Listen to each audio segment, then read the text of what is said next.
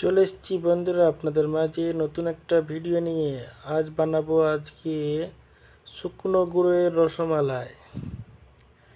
শুকনো গুঁড়ো দুধের রসমালাই তৈরি করতে হয় কীভাবে দেখলেন।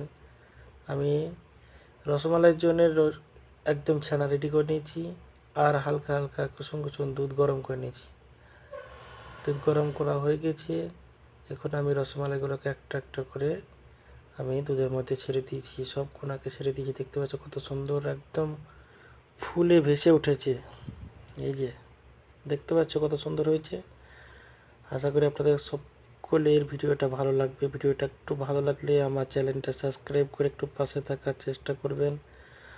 অনেক অনেক ধন্যবাদ। আমার যে সমস্ত ভিডিওটা দেখছি, যে সমস্ত বন্ধুরা ভিডিওটা দেখছেন, অনেক অনেক ধন্যবাদ আপনাদের।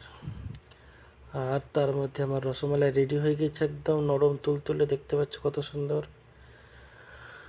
ওকে বন্ধুরা, বাই বাই। সকল বন্ধুদের জানাই গুড নাইট।